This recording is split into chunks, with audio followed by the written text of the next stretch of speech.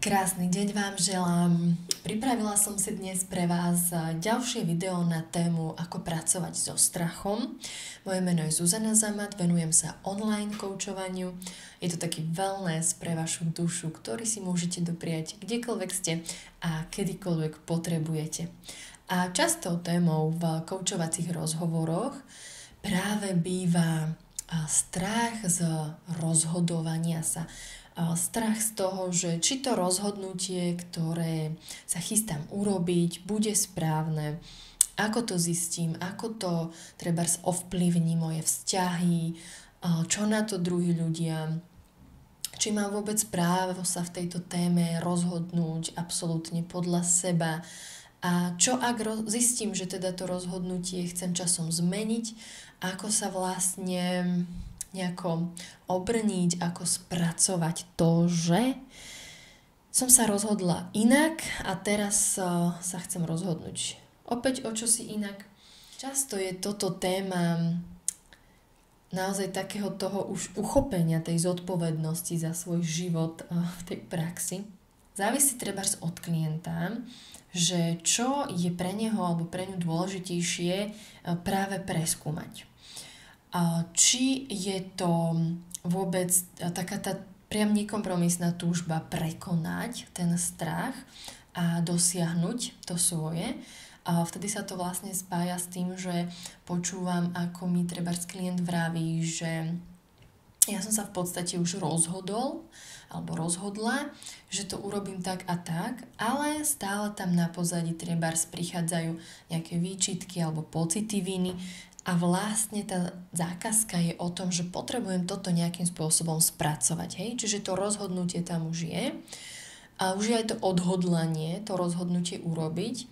Ale treba ešte nejako spracovať rôzne tie hlásky na pozadí, ktoré vlastne majú tendenciu celý taký ten super pocit z toho, že takto som sa rozhodol, takto to bude nejakým spôsobom narúšať. A tak akoby hryskať ako taký ten starý vlnený sveter. No a v takomto prípade vlastne už netreba úplne spracúvať teda strachy ohľadom toho samotného rozhodnutia alebo akčných krokov, ale skôr spracovávajú sa vtedy strachy v súvislosti možno s tou vzťahovou rovinou alebo s takoutou povedzme identitou toho človeka. Čiže vtedy sú napríklad efektívne otázky, ktoré súvisia s tým, že no a keď si toto dovolíš urobiť, tak kým budeš, kto sa z teba stane? A takisto je fajn tam, alebo býva efektívne preskúmať, že čo to je za hlások, že čo ten hlások hovorí. Pretože jedna vec je, že čo si my sami akoby o sebe hovoríme, myslíme, prečo vlastne to, čo chceme dosiahnuť. A druhá vec je, že nám tam potom prichádzajú také rôzne tie bugy, ktoré nám do toho rýpajú. A teda preskúmavame tento hlások a oddelujeme ho ideálne od toho nášho vnútorného hlasu.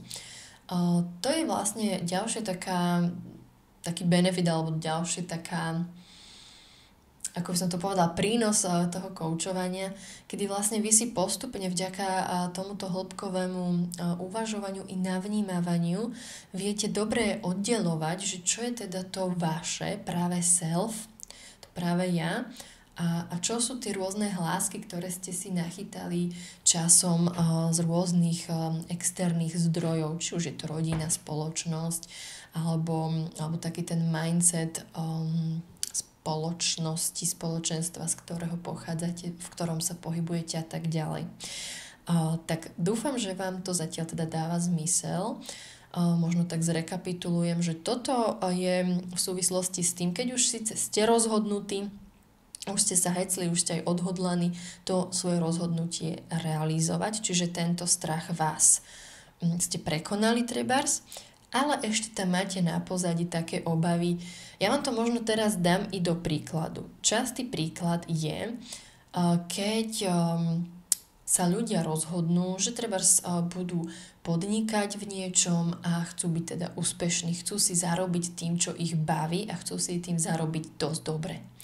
A títo ľudia podnikajú tie akčné kroky, čiže prekonávajú svoju komfortnú zónu, prekonávajú ten strach, ale tým, že stále na pozadí tam majú ako keby nevyriešené tieto záležitosti a stále tam majú často i v podvedomí nejaké konflikty, tak hoci tie rozličné akčné kroky i vykonávajú, nedá sa povedať, že sedia na gauči, opúšťajú sa a iba si predstavujú, ako by to chceli, tak predsa vlastne to ich úsilie neprináša to želané ovocie. A vtedy je tam priestor na to pozrieť sa na také tie podvedomé strachy, sabotéry, ktoré napriek tomu úsiliu vám nedovolujú získať vytúžený cieľ, úspech. No a v tomto videu by som sa teda s vami rada pozrela ešte na ďalšiu takú skupinku strachov, a to je v tom momente, keď vás vlastne ten strach paralizuje už v tom bode, že nie ste pripravení tie rozhodnutia vlastne vôbec urobiť, ste teda nerozhodní, cítite sa nerozhodní.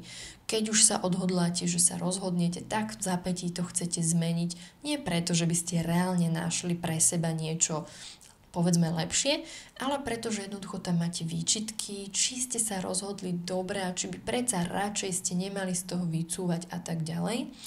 A takisto je tu ešte skupinka tých strachov, ktoré, keď už sa rozhodnete, tak vám vlastne nedovolujú akoby prekonať tú komfortnú zónu a urobiť nejaké akčné kroky v súvislosti s tým vašim rozhodnutím. Čiže toto je taká situácia, že môžeme to nazvať ako 2 kroky dopredu a 3 dozadu, že tak neustále tancujete, akoby na mieste, spätkujete, vraciate sa, idete trošku dopredu, zase idete trošku dozadu a vlastne akoby neustále spochybňujete sami seba. V takomto prípade bývajú efektívne, užitočné otázky, ktorými vlastne v koučovacom rozhovore s klientmi skúmame v prvom rade, alebo ako by som to povedala, najprv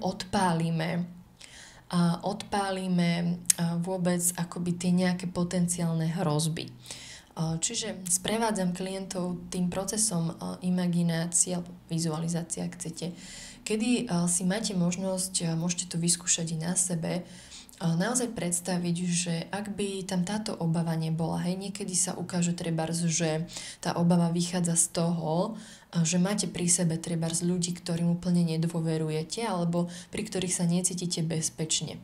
Často sú to tí najbližší ľudia, pri ktorých môžete mať pocit, že akoby sledujú každý jeden váš krok a hľadajú tú príležitosť, aby vám znovu pripomenuli, že aha, mala som pravdu, ty to nedáš. Alebo proste mala si vybrať inú možnosť, tú, ktorú som ja navrhovala. A v takomto prípade teda pomáha v tej imaginácii, ktorú ja sprevádzam i trošku v zmenenom stave vedomia, aby nebola len na úrovni mysle, ale aby ste ju skutočne vedeli precítiť a prežiť, tak my vlastne odpálime preč tieto rôzne osoby, tieto rôzne, nazvime to, rušičky vo vašom rozhodovacom procese a sústredíme sa na to, aké by to bolo, ako by ste sa rozhodli, keby rôzne tieto dôvody, pre ktoré tie strachy máte, proste z vášho života zmizli. Nech už je to čokoľvek, teraz to hovorím tak všeobecne, ale vždy to riešime konkrétne na základe toho, čo klient vlastne prináša. A keď sa nám podarí toto vlastne v tom procese vyčistiť, tak vtedy prídeme do toho bodu, o ktorom sme hovorili v tomto videu predtým, že to rozhodnutie už príde, to odhodlanie už príde, tie nápady urobiť to inak prídu a vy si veríte. Vy si v tom momente veríte, lebo my sme vlastne pomocou tých rôznych intervencií a techník odpálili tých ľudí alebo tie okolnosti, ktorými ste sami sebe bránili alebo ste sa kvôli nim hanbili a tak ďalej a tak podobne. A vy už keď máte kontakt s týmto svojim rozhodnutím a vlastne viete už trošku, že alebo postupne vás sprevádzam, aby ste to zisťovali a môžete to skúšať i takto sami na sebe pomocou tohto videa. vy vlastne postupne môžete preskúmať, že čo je vlastne to, čo potrebujete pre seba zabezpečiť, aby ste si za týmto rozhodnutím stáli. Za tým rozhodnutím, ktoré vy už viete, že po ňom túžite, len ste si ho trebárs nedovolili, pretože ste sa báli a tak ďalej. Tak keď už toto všetko akoby odstránime, tie strachy a vy už viete, že čo chcete, tak následne sa môžeme akoby vrátiť zase naspäť do toho bodu, kde ste teraz a preskúmať, že čo všetko potrebujete pre seba zabezpečiť, aby ste vlastne mali odvahu. Aby vám trebárs tá odvaha i vydržala pri realizácii tohto rozhodnutia alebo tejto zmeny a tak ďalej. A napadá mi k tomu ešte ďalšia dôležitá vec, dokázať si triezvo zhodnotiť, že čo je vo vašej moci a vo vašej zodpovednosti ovplyvniť a čo vlastne ovplyvniť neviete. Uvediem príklad, aby ste vedeli, o čom hovorím. Časté je napríklad to, že klient sa teda rozhodne, čo chce urobiť, už vie, ale uvedomuje si, že nedokáže vytrvať v tomto procese svojho rozvoja alebo premeny pri určitých ľuďoch. Často svojich najbližších ľuďoch. A teraz uvedomí si, že OK, ja týchto ľudí nezmením to, čo mi budú hovoriť, ako mi to budú hovoriť, alebo čo si o mne myslia, ale čo ja môžem zmeniť, tak to je napríklad ovplyvnenie toho, že koľko času s nimi budem tráviť, ako často, ako dlho s nimi budem, o akých témach sa s nimi budem rozprávať a tak ďalej. A toto je tiež niečo, čo vám dodá taký pocit tej moci nad svojim životom, kedy si zmapujete a aj ten strach to dokáže veľmi efektívne umlčať alebo zrušiť, kedy si zmapujete, že čo je naozaj v tej vašej moci, čo v tej vašej moci nie je a predsa zistíte, že i to, čo nemáte vo svojej moci, čiže to, čo vám kto povie, čo si o vás pomyslí, tak dokážete do značnej miery v tom svojom živote ovplyvniť aspoň tým ako takým kohútikom vodovodným, že koľko teda toho k sebe pustíte a koľko nie. Tak, za mňa pre dnešok všetko. Na záver iba zhrniem, že hovorila som o takých dvoch možno štádiách alebo formách strachu v procese nejakého rozhodovania. Jedno je to, že vy ste sa síce už rozhodli, vy viete, čo chcete, ale prichádzajú vám tam rôzne výčitky a pocity viny, čiže hovorili sme si dnes o tom, ako pracujeme v takejto situácii, v takomto rozpoložení. A druhé je, keď vy ste vlastne tým strachom, možno nejakými výčitkami, dopredu paralizovaní natoľko, že ani len neviete vlastne sa spojiť sami so sebou, so svojou úprimnou túžbou a to rozhodnutie si zvoliť. Takže ako postupovať v takomto prípade?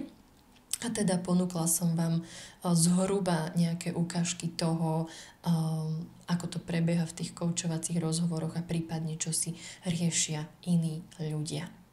Želám vám krásny deň. Ak uznáte, že toto video bude užitočné niekomu z vašich blízkych, ja budem len rada, keď mu ho prepošlete.